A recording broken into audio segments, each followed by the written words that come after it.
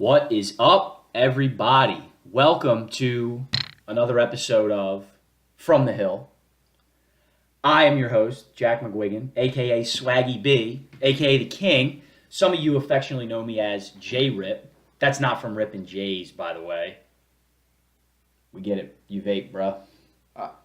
I got you, I think. Let me introduce the man to my right, although he needs no introduction, but I'm going to give him one anyway. This is a former Norristown softball MVP. Okay. And future. Current state champion, Nick the Prophet Buha. Nicky, welcome to the show. Thanks for having me at Beeport Studios today. You are very welcome. We're really excited. We're doing a football Sunday, all football, all morning here. We're getting close to game time. We're getting close to game time. So we're going to get this out right away. But what we want to do for you guys, because the Prophet loves his picks, Jackie Boy was 2 for 3 last weekend. So I got to give out some winners. We're going to give out some winners. And everybody's got to hang around to the end of the video because we're doing a giveaway. We're going to give away a Star Wars poster.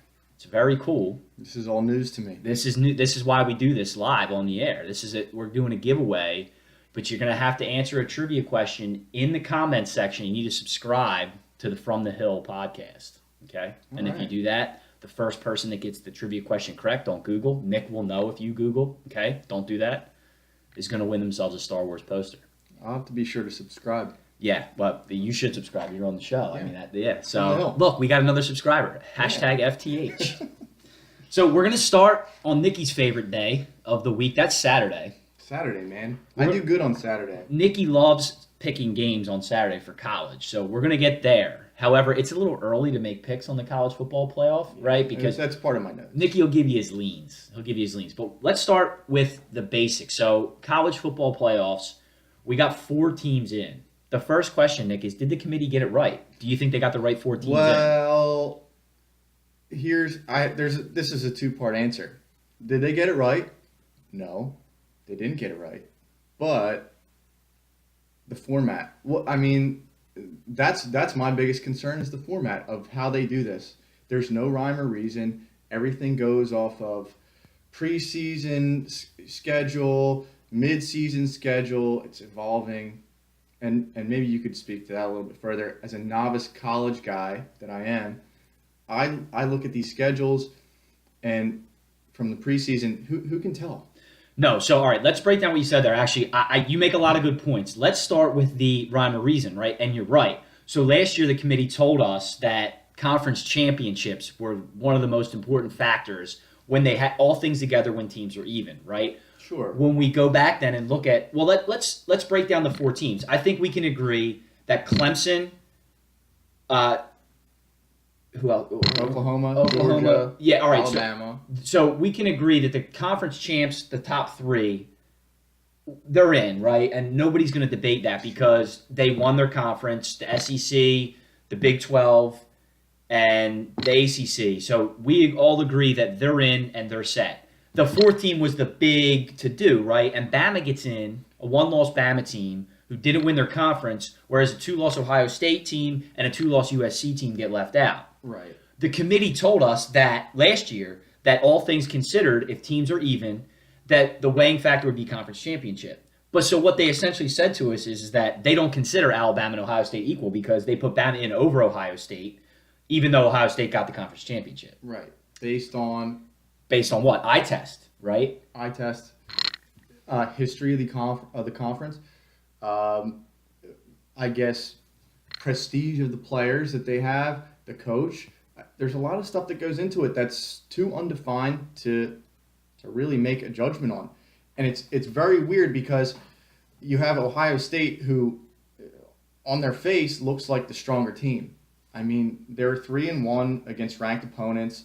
Their losses are to Oklahoma, who's in also the playoff. They're in the playoff. They're the number 2 team according to the committee. Listen, they took a bad loss to Iowa. It was.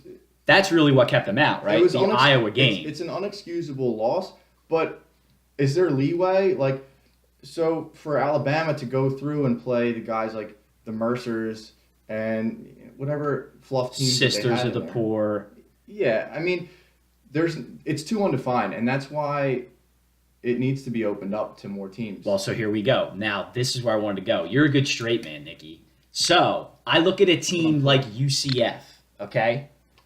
University of Central Florida went undefeated this year. Okay. Now, the committee kept them at number 9 almost the entire season, and they did that for a reason. They didn't want them creeping anywhere near the top 4 in a chance that they would do what they did, finish undefeated. They didn't want any sort of chance where they could get in. At the 4-team system now, you're never going to see any team get a sniff of the college football playoff that's not in one of the Big 5 conferences, except for who? Notre Dame, right? They could do it. They're the exception. They are, but they also have some. Notre Dame has some tough games on the schedule. That's my point. They would get a shot. The committee would give them a shot if they put up an undefeated record or even a 1-loss. So that's all. That's all based on what your athletic director decides to do and what they talk about, what they decide to put on the schedule. That's important. Eventually, they're going to get in a conference, I think, and they should. But honestly, when you look at UCF and you look at their games and who they played, they have. I guess did they have a couple? They had a couple ranked opponents. They played. It was Memphis twice. Memphis twice, right? And they beat them twice, including the conference championship game.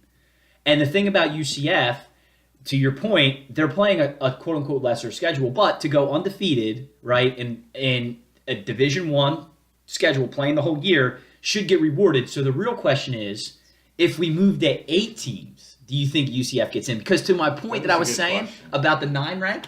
Even the committee kept them at 9. So you're even saying if we went to 8 teams, they wouldn't be in. Now, me personally, right? I watched that Memphis Conference Championship game, by the way. I had some shekels on the line, so I was paying attention. But that, to me, if we go to 8 teams, I would say that team deserves a 7 or an 8 slot. They deserve a shot because they went undefeated. I disagree with you, and here's why: the schedule that they play is essentially a joke beside 2 teams. And Memphis, I don't know. They also played Houston, which was a good team, but that's it. I mean, they're not in a Power 5. So the thing that you said there was a good team. Houston has some history. Like we base a lot of these college schedules on history and what the school should be or what they have been, and that's a big factor. And you look at their ranked games. Okay, Memphis twice. And this South Florida game, which was probably the most entertaining football game to ever watch. They put up some points. They're entertaining games. But that's the thing. So look at all their point totals. I looked it up a little bit earlier. These games are like Madden games. It is. It's like 71 to 55. It's like, the Memphis game, I think, was 56-49 was the final score. So when they go to their bowl game and they're playing they're playing Auburn. Who are they playing? They are playing Auburn. They are playing Auburn in their bowl game. They're going to get destroyed. Well, all right. Now here's the ultimate question, and then we're gonna wrap up the college football piece. So let's go back to that scheduling thing that you said because you made a good point. I wanted to bring up that Alabama. Remember, the thing about Alabama getting in over Ohio State, it's not Alabama's fault that Florida State fell apart, right? I mean, they scheduled Florida State, which at the time to start the season was the number 2 team in the country. They actually put that as what should have been a strong scheduled team in front of them, and then all of a sudden their quarterback gets hurt in that game. Ends up being. I was really looking forward to that game. That was like the first. That was the first game. That was the first game of the year. It was open season, and that's a huge non-conference schedule game. 1-2. I mean, you have to give Bama at least credit for putting that on the schedule. They could not foresee Florida State falling apart the way they did, and maybe that's what happened. That's exactly. Maybe they were but the thing of it is, who knows? Like, no, you're right. Who knows? You can only play who's on your schedule. We are not privy to these committee meetings. We're not privy to how they determine who's going to make the Final Four. And if you guys want to go out and you want to look at if you want to be entertained, YouTube Mike Leach on the playoffs system. He is a national treasure. I posted it on Facebook. You probably watched it because you love that stuff. So go just YouTube it. It's fantastic. It's entertaining. It's hilarious, and he's right. He's completely right. He's 100% right. There's systems throughout all levels of play, whether it's midget football, whether it's high school football, whether it's Division 2 double A, C, 3, and he throws at his analysis on all the initials that they get. He's like, well, Yeah. but watch it, and he's dead on. You need to open this thing up to a full playoff system. 16 teams. Do 16. Why Nikki not? wants to jump straight. This is breaking news. Wants to jump straight from 4, skip right over 8. I was talking 8. Nikki wants 16. Why not? What's the difference? I tend to agree with you. See, the argument there against that is that these teams, these guys, kids are going to play too many games. But How does the NFL do it? They do. How many games does it take to get to the Super Bowl? Like, open up the season on the front end, or they're never going to take away games because of the money part. But I mean, look, and that's the sad part about it, yeah. and that's what They'll drives all this never stuff. take away because games 'cause of the they'd money. much rather play the Exxon Mobil Who Cares Bowl yeah. than actually games that matter. And that will Scratch keep my people, balls bowl down in Louisiana. You know, you want to keep people on the edge of their seat. You want to keep people, and that's why the NFL gets these ratings, because they go into these playoff games, and every game you don't know who's going to win, and who knows with college, there's even more parity. I think go for it. 16 teams, open it up, and let the chips fall where they may, and that's how any playoff is done. So it just makes sense. we're in agreement, actually. So From the Hill's official opinion on this topic is we need to open it up. I'm starting with 8. Nikki wants to go 16, but either way, I just think 4 is not enough. I think we both agree that moving to the playoff system in the first place was a good move, right? Yeah. These games are exciting, they're great, but I think we need to open it up. We're going to need 8, maybe 16. Either that or open up these committee meetings. Let us know what's going on. So we can make analysis on our own, or just watch the games with at least some information. So the college football segment was brought to you by Pooch Patrol. Walking dogs and taking care of your pets in Cunchy, King of Prussia, Gladwin, and everywhere in between. Visit poochpatrolpa.com and schedule your meet and greet today. Also, mention From the Hill when you speak to the Pooch Patrol folks, and you will get 50% off your first dog walk. That's 50% off your first dog walk. Subscribe to FTH and mention it to, I shouldn't mention the guy's name, just mention it to Pooch Patrol, right? So, Are we doing picks? Are we doing the picks for these games yet? we are going to do leans. We're gonna do for the college for the leans. college All leans, right. and we're gonna do NFL picks at the end. All right, That's really all right. important because I got hot takes on the picks. I'm Well- hot. I'm gonna make our viewers some money today. We're probably on today's NFL. Today's NFL. Well, yeah.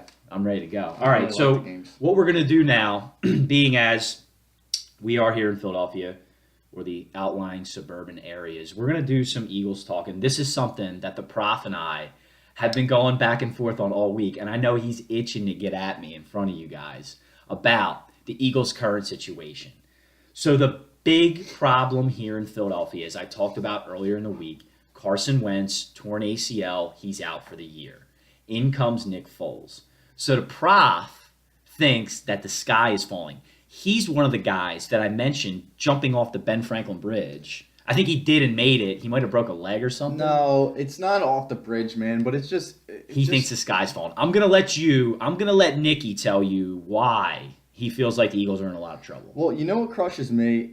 I say crushes me, but I listen to these radio shows all day, and people are like really positive about this. Like they're really into Nick Foles. Like And- Swags. Well, yeah, I know, and you keep coming up with all of these different reasons why Nick Foles is going to take us to the promised land, and like this might actually work out better. Like that doesn't make any sense to me.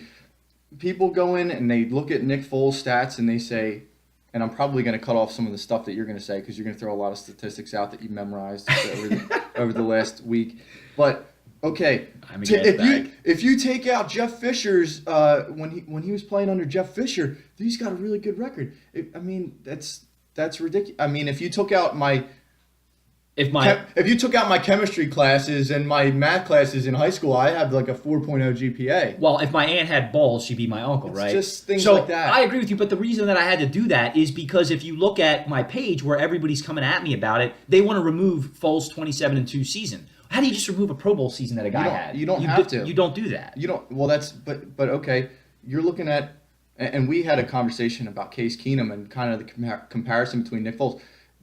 Case Keenum's doing it like today. He's doing it in No, I agree. 2017. No. Nick Foles did that in You are right. 2013, And he got some pub for it. I mean, he got picked Made up Pro by other Bowl. teams. Yeah, got signed made a with the Pro Bowl, Rams. which, by the way, is a Unfortunately, joke anyway. So is Jameis Winston, who's turned out to be a well, bust. I talked about that. Bust. Well, whatever the case, I mean, we can go into quarterbacks all day, but he went to other teams. He got his shot to do his thing, and he didn't turn out. The Jeff Fisher thing, and I heard Cowherd say this yesterday, and Cowherd, like, I love the guy. Listen here, cow turd. I mostly watch it for Christine Leahy, but Roll Tide. I do watch Cowherd. He put up a stat on Friday, I guess it was, and it was, okay, here's Nick Foles' record with anybody but Jeff Fisher, and here's his record with Jeff Fisher. Okay, first of all, Jeff Fisher, he's a defensive coach, right? Well, he also Isn't had he- bad stretches with. So we talked about Case Keenum, right? So you got Case Keenum, who you seem to laud and think he can get the job done. I personally don't. But Well, there's a reason to that. When Keenum was with Fisher and Jared Goff, they did nothing. Here's Jeff Fisher's resume.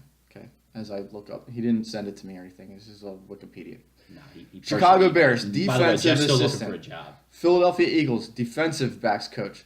Philadelphia Eagles, defensive coordinator. Los Angeles Rams, defensive coordinator. San Francisco 49ers, defensive backs coach. Houston Oilers, I mean, do you see a trend?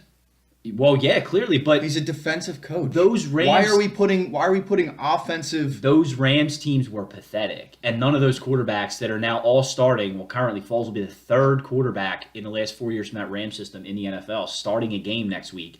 And I think the point to that was just that Foles is not as good as that Pro Bowl season he had, and he's not as bad as the terrible seasons he had in LA or at the time St. Louis under Fisher. To take out a season to meet your argument.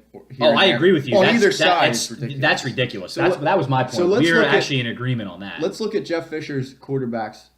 Well, he Okay. did have the late great Air McNair. 76 and 55. Now, this is from last year in November, so this is not completely up to date. Well, I don't think he's had a job since then, so I think you're good. And by the way, I'm not here to apologize for Jeff Fisher. I think he's horrendous. Garbage. if Great you- beard though. Whatever. If you watch Hard Knocks last year, that was the most sinfully boring Hard Knocks Awful. ever put on television. And he's a terrible motivator. I don't know if he lost it over time because just- he seemed to be okay. I think he's just out of touch. Well, his winningest quarterbacks, he won with Steve McNair, 76 and That was 55. his best run. He won with Vince Young, 30 and 17. Vince Young. Yeah. You win with Vince Young, that's saying something, isn't it? Yeah, no, you're not wrong. I mean, some of the team Dream structure team? is a little bit different. Yeah, well, we can go back to that. Yeah. If we want to talk about quarterbacks, I'll talk about Michael Vick.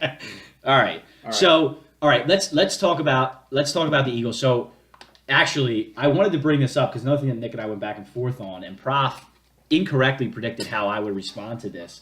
When we were going back and forth about how we have the Eagles' outlook, I was of the opinion that they are not done, and Nick is of the opinion that they're going to struggle. And what he said was, "Oh man, I'm going to come onto your show, and the Giants are going to get obliterated by the Eagles, and you're going to use that as fuel to say that Foles is a good quarterback." But actually, I wouldn't do that. And actually, the take that I want to put on this entire situation is, I don't think the Giants game today actually matters, and let me tell you why. We would love to, as Eagles fans, see Foles come out and play really well, right? But there's a couple things at work here. Number one, the Giants are awful, right? They stink. And number two, Breaking news. yeah, breaking news, open the back window and door. Hot takes. They stink. And here's the other problem. This is a game that you could see the Eagles losing with Wentz. Why, right? Because the Giants are a division team. This is their Super Bowl. They're going to come out and play as hard as they can because this is the last meaningful game of the year for them. And the Eagles I'll tell you what. could slip up in this type of game. I'm sorry to interrupt you. I know I interrupted your flow of thought, but that's what I said last week when I bet the Giants against the Cowboys. When Eli came back and they fired the coach and they had Spagnuolo coaching, I said, this game We is like a Spags. Giants. Well, this game is a Giants lock. And then I watched the game with money on the line, and the Giants decided to play a game apparently without any safeties. because people were streaking down the middle of the field and there was nobody there. Yeah, There their was nobody secondary is bad. That team is bad, right? But my point is, let's say what we're going to hear, Nick and I are going to hear on Monday on the local radio shows, are everybody calling up. And if Foles throws for 4 touchdowns, we're going to hear people putting on their Super Bowl rings. Or if he throws 4 interceptions, we're going to see people slitting their wrists on air live. All that I'm here to say is pump the brakes. It's his first game back. The Giants are bad. The Eagles are already in the playoffs. So I don't think that this game is a huge indication, but we would both like to see Foles come out and play well, right, Nicky? We're not going to see what Foles is until the playoffs. And Agreed. that's the sad truth. No, These right. 3 games are good warm-ups. These are like preseason games. That's all they are. They're preseason games. And I guess we're in agreement there, but honestly, if we don't get the 1 overall seed, you might as well just not even watch. That's my opinion because the sky's falling.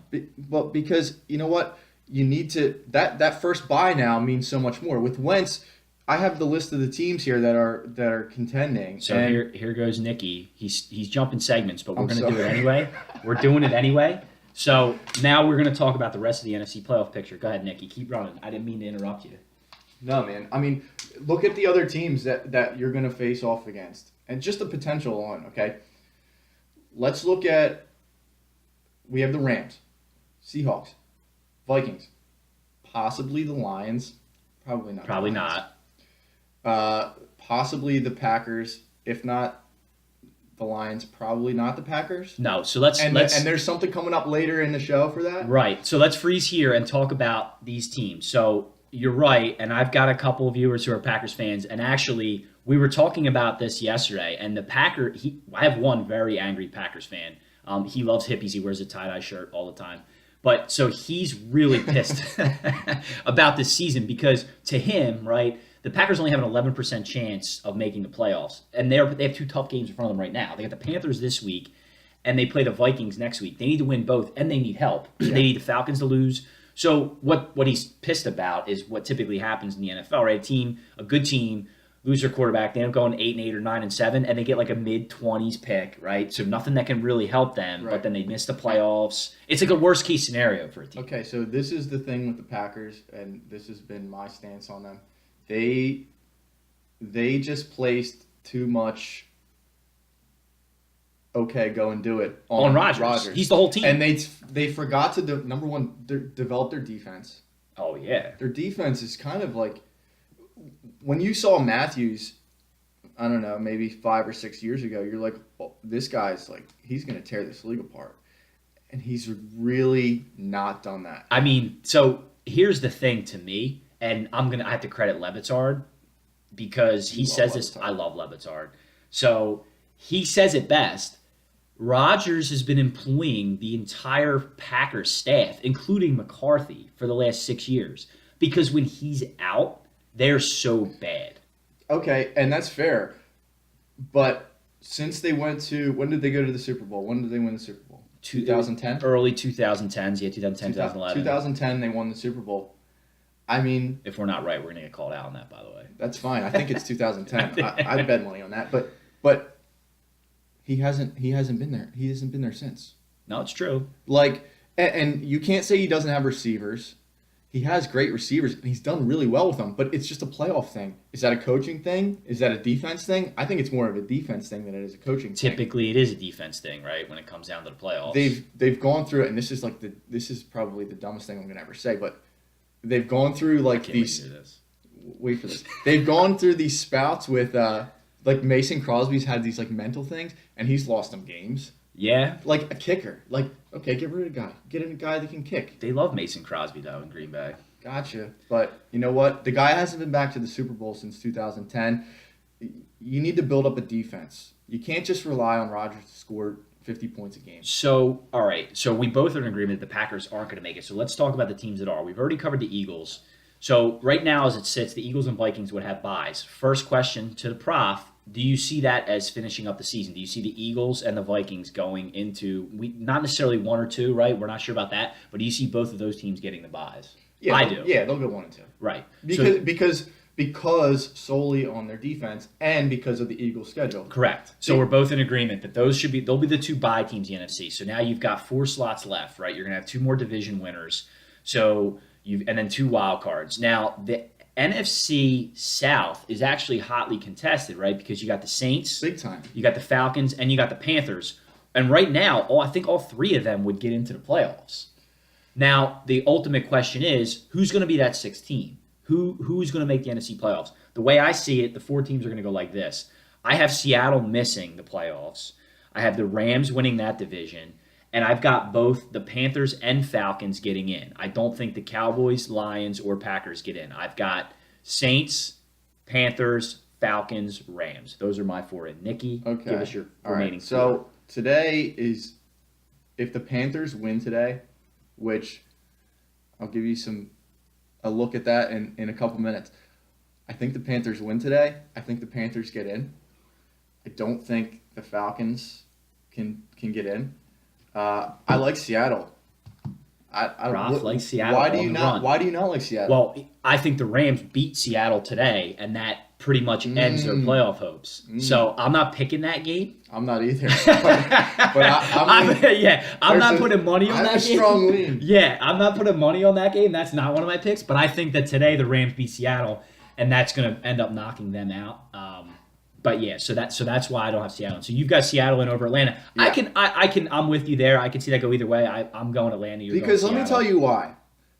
Last year, Matt Ryan was able to get through that division based on a very poor Saints defense. Cam had a turd year coming off of his MVP season. Yeah, well, they had which happens. They had the Super Bowl hangover, right? Because they lost that game. That happens. And Cam. Cam's playing really well right now. I'm a huge believer in Cam's athleticism, but I'm not a huge believer in his leadership, and that's part of being a quarterback. From my experience, since I've been such a great quarterback all these years, I don't believe that he can take a team and just carry him on his back. He did that in 2015. I get that. That was his MVP year. I get it, but coming off of that, he was very disappointing. I think he has taken a step forward again without Olsen. Now he's getting Olsen back, and that's his man. That's why I think they get in, because I think they have the talent, and I think their defense is good enough to get them in. I don't believe, and this sucks because he's from around here, but I don't believe in Matt Ryan. So that's a popular opinion, actually, that Matty Ice is too weak to get the job done. I personally don't think that was the issue in the Super Bowl. That was, never forget, right? 28-6. Well, you got to step on their throats when you can, man. They just let off the gas. That to me was coaching. But okay, so let's pivot then to the AFC, and I think the playoff picture in the AFC is less complicated only because it really kind of is a 2-team race, right? And is it really? Do you see any other teams making the AFC Championship besides the Steelers or the Patriots? 2-team race. That's it. And guess what?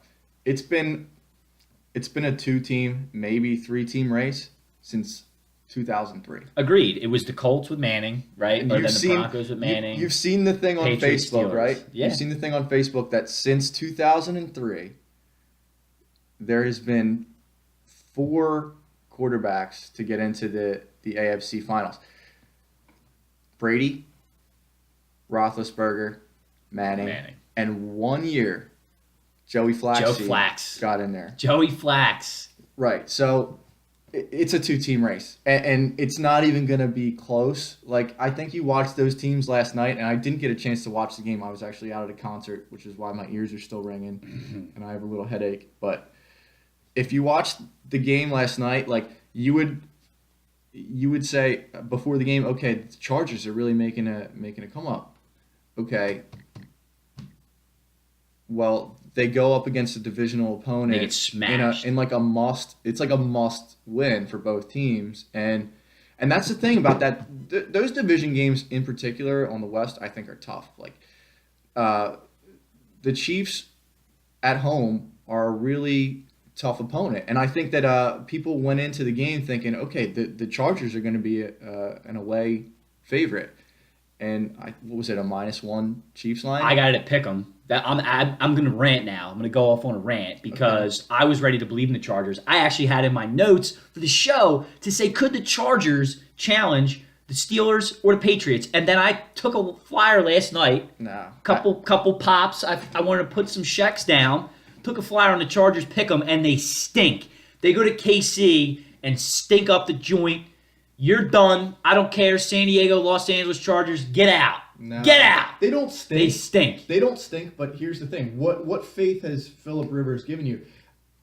Listen, he's a great quarterback. They have great players. They have Melvin Gordon, a very strong They have a lot of linebacker. talent. Keenan Allen's probably one of the top 5 receivers in the league. Can we please put Antonio Gates out to pasture? Like, literally, he's out there. Guy can barely move. Yeah. Just padding stats. Come on. They started that, and I think that he was held on to just to get over those Tony Set the Gonzalez records. things. Like, gotcha, whatever. They've added some defensive pieces, which is good. Bosa, Joey Bosa. with the skinny shoulder pads, I love it. But I mean, I just don't think they have enough there. And Rivers has had better teams in the past and hasn't gotten it done. I think he's had better teams than. Well, that 14-2 team that lost that 1 year in the AFC Championship game. I mean, that was the year, right? That was the North Turner Chargers year, and you're right. I mean, Rivers, for all the numbers that he puts up, continues to be a disappointment in big games. And honestly, yesterday's game, the Chargers aren't going to make the playoffs now because they've lost both games to the Chiefs, and the Chiefs are now one up on them in the division, so it might as well be 2 games, right? Because they've got the tiebreaker. They're done. Chiefs pretty much locked up that division. Well, minus the pesky Raiders. Chione's Raiders might get something done here. So, I think the difference is ownership and club mindset, if that makes any sense to you whatsoever. So you look at the Patriots under Kraft, you look at the Steelers under Rooney, and they have a mindset throughout the organization. And then last year, you look at this random move to Los Angeles to put these guys in a 30,000 person stadium. awful. I'm not saying San Diego is a great place to have any fan base. Probably if you had to call it one sport or another, it's probably is it a baseball town? What is it? So that's a good question. But here's the real question. What is that team going to do? They can't stay in LA, right? I mean, No, do you think San Diego would take them back? no, I don't. I think that would be it would kind of be a joke. I think they're going to stay in LA. They're obviously going to get something built out there because there's so much money running around in LA. But honestly, LA has really embraced the Rams, and I don't think that started last year, obviously, because how terrible they were. But when you look at what the Rams have in place right now, the defense is really, really strong. You have a face of the franchise guy like Todd Gurley, who had a really down year last year, as per my fantasy team, and I drafted him 5th overall. Nobody cares about that, and now you're seeing a guy like Jared Goff, who was supposed to be the guy, and coming out of Cal, I honestly looked at him and I was like, this is another bust guy. I didn't really. I think a lot of people did. And I think a lot of people thought he was a bust under Fisher and that floundering Rams offense because last it year. was such a flat organization. But the thing that's the most important, and I think the coolest thing about their organization is Sean McVay. The guy is younger than me. He's younger than us. It makes me really upset It's that I haven't done right? anything with my life. And this guy is he's turning an organization around, and he's getting a fan base to latch on to an LA team that has a lot of star power, I think. Well, look, Vicky, we're doing something now. We're making a video. Well, yeah. So we're gonna wrap things up here with the segment that everybody's been waiting for, the pick segment. I'm gonna start with the Prof. He's had a really good season. I think last week was a rough Sunday for you. No, it's 3-3. 3-3. So we're looking to bounce back. Prof, how many picks are you handing out this week? I got 4, and I got a lean for you. He's got a lean. All right, so he's going 4 and a lean. Without further ado, Prof, tell us what you're feeling. Okay, Make them some money. Let me start by going into kind of the mentality. Jack's going to pee or something. I don't know what he's doing.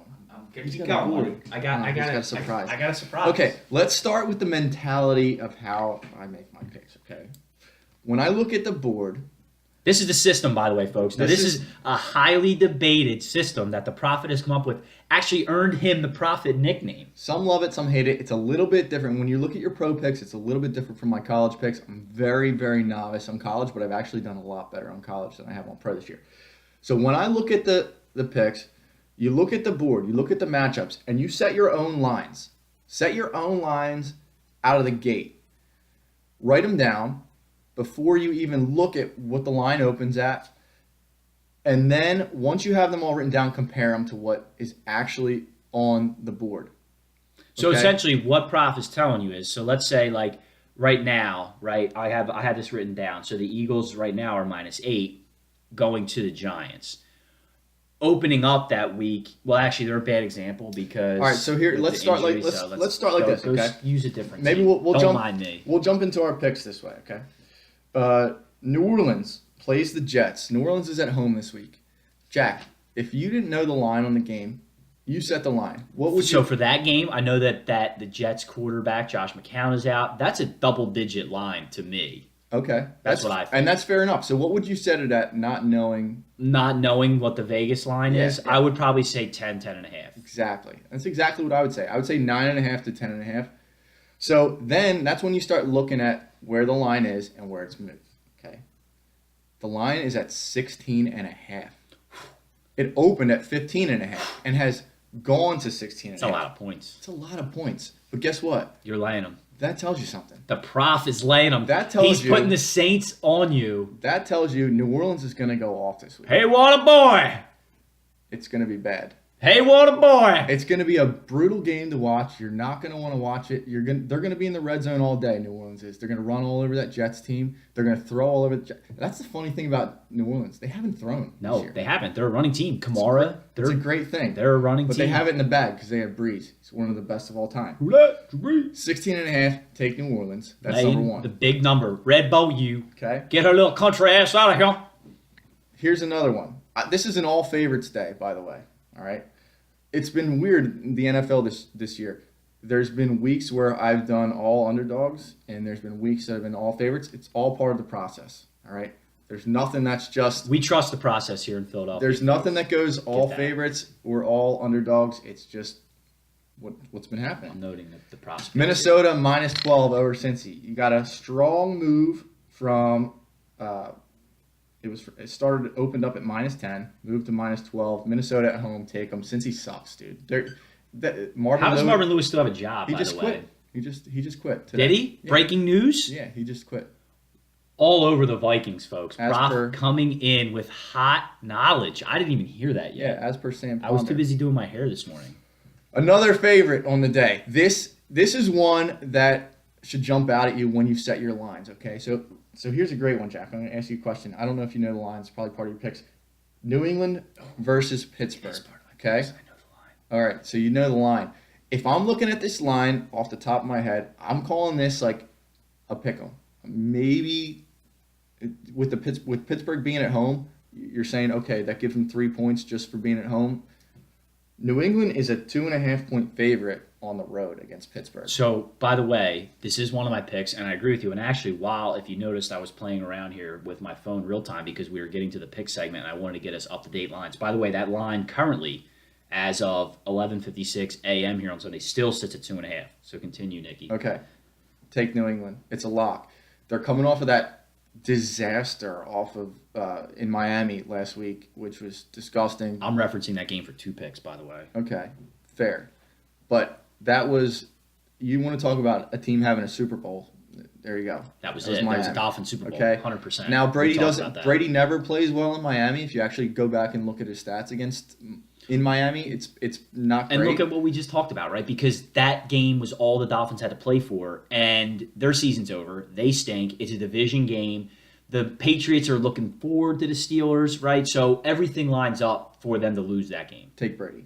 So I'm in agreement, actually. So Last pick. go ahead, Nikki. Actually, I have a pick and a lean. Okay. Oh, he's got the lean. Atlanta -6 over Tampa Bay. Take them. Somebody in our group text loves the leans. We're not naming names, but he loves the leans. All right, here's my last one. I told you Atlanta, take them -6. They're on the road against Tampa Bay, opened at -4. Spread for the Eagles. It's not favorable. So it's not a good line. All right, so let me get into my picks. So let's start with the New England game. So I talked about this last week actually at length, and another faithful subscriber and I had a long conversation about this last week. And you know what? I didn't have the Kuhn Yuns to put the money down on the Dolphins, but I knew, or so on the Dolphins money line. But I took the spread. He did. But I wanted the money line. I did outright, Dolphins outright. But that was a game that you could see coming, and we talked about it. You can't money line that. No, you can't. That needs time. But here's the deal. So, in honor of that game, the first game I'm going to give you, the Dolphins this week travel to Buffalo. You know when no one circles the wagons, like the Buffalo Bills. I took the Bills last week, and they covered for me in OT in the Snow Bowl. And I'm going to the Bills again because the Dolphins season is over. They are coming off a huge win, so they're going to let down. And the Bills need to win. They're 7-6. They're fighting to stay in the AFC playoff picture. I'm taking the Bills -3.5 at home. Peterman is out, which is the best thing that could happen for that team because Tyrod Taylor's in. So we're taking the Bills. The second half of that Patriots-Steelers game, not going to belabor it. Nicky made the point. Roll with Tom in Pittsburgh -2.5. My third pick, and I did this especially for Prof. And I'd never do this, ever. I have a no betting the Eagles policy. But in honor of the Prof and his theory, you know that line's moved up to 8, Nicky. I just checked it. Okay, so 8. jump to half. It's an Eagles line. It is screaming Eagles. It's not. And you know what we're going to do? No, it's not. We're going to fly, Eagles, fly on the road to victory. Lay the 8, double-digit win for Nicky Foles and the Eagles in New York. Eli Manning will be out by half. Stay away from that game. Geno Smith will probably be in. Swags is putting his money on it. You should too. Finally, we're doing a bonus segment here. Nicky loves this. We're doing a giveaway. Visuals. We're doing a giveaway. Okay? I'm going to open this up live for you guys. So this is for all the Star Wars fans out there, okay? In honor of the new Star Wars film that's out. This isn't the new film, but it's the old film, but it is brand new. Still in the wrapper. This is a Star Wars poster, okay? This thing retails at $30. Whoa. I'm giving this away, okay, to one faithful listener. But what you have to do is 2 things, okay? What we're doing here this week is we're honoring some of the greats of our game. And quietly, Frank Gore has had himself an incredible career. This week, actually, Frank Gore passed LaDainian Tomlinson to be 5th all-time NFL rushing yards leader. That's pretty impressive for a guy, right? What I need you to do to win the contest and win yourself a Star Wars poster is you have to answer this trivia question. No Google. If you Google, the Prophet will know, and you will not win the contest. You need to name for me the 4 players currently sitting ahead on the all-time rushing list of Frank Gore. Okay, there's 4 left. One of them is very tricky, which is why I'm telling you don't Google it. But one of them is very tricky. I think I know. Yeah, it's tricky, though. Don't give it away. Right. So you do that, and the first person to answer correctly in the comments section of our video on YouTube will win the prize. But you need to subscribe. If you don't subscribe, if you're not a subscriber, you're not eligible to win the prize. So make sure you subscribe to the channel. So that's it, Nicky. We're going to wrap it up. I appreciate you coming out today. I think I speak for the Prof and myself when I say we appreciate everybody that watches our video. If you like it, give it a thumbs up on YouTube. Click that subscribe button. Go ahead and click the notifications button so you're first on the list to see these when they come out. Get the new picks. Keep supporting us. We're going to keep making content. This is the first inaugural From the Hill, but Nicky and I have got a little surprise show From the Hill coming up. Be on remote next week. We're going to be on remote next week, so that's going to be awesome. So keep clicking, keep watching, and Swags out. Prof, you got a call line out? No, thanks, guys. Swags out. A lot of fun. Peace. See ya.